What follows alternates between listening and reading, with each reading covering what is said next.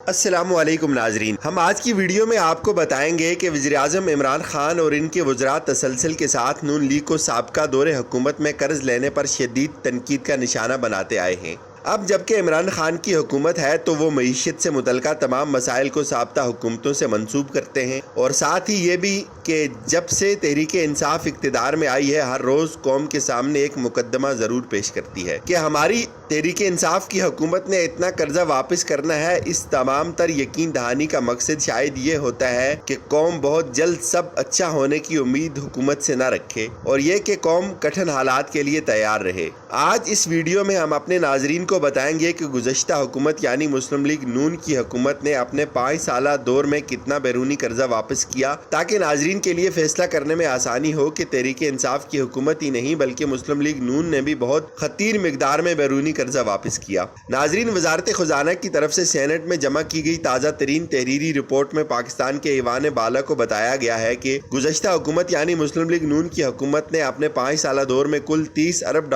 کا بیرونی قرضہ واپس کیا، جبکہ تحریک انصاف کی حکومت نے اپنے 5 سالوں میں کل $37 ارب قرضہ واپس کرنا ہے۔ یاد رہے کہ تحریک انصاف کی حکومت نے اپنے پہلے سال $9.2 ارب کا بیرونی قرضہ واپس کرنا ہے۔ سینٹ میں جمع کی گئی وزارت خزانہ کی سرکاری رپورٹ کے مطابق پاکستان نے مالی سال 2013-14 سے جنوری 2019 تک کل $33 ارب 69 لاکھ قرض واپس کرنا ہے۔ مسلم لیگ نون کی حکومت جون 2018 تک رہی۔ اس دور تک کل $30 ارب کا بیرونی قرضہ واپس کیا گیا۔ ایک بات یاد رہے کہ $33 ارب 69 لاکھ جو قرضہ واپس کیا گیا، اس میں سے قرض کی اصل رقم $26 ارب 18 لاکھ تھی۔ لوٹائے گئے قرضے میں $7 ارب 30 سود شامل ہے۔ اب ہم ناظرین آپ کے سامنے اعداد و شمار پیش کرتے ہیں کہ مسلم لیگ نون نے 5 سالہ دور حکومت میں ہر سال سود سمیت کتنا بیرونی قرضہ واپس کیا۔ مسلم لیگ نون نے اپنے دور حکومت کے پہلے سال $6 ارب 90 لاکھ قرضہ، دوسرے سال $5 ارب 4 لاکھ قرضہ، تیسرے سال $4 ارب 45 قرضہ، چوتھے سال $6 ارب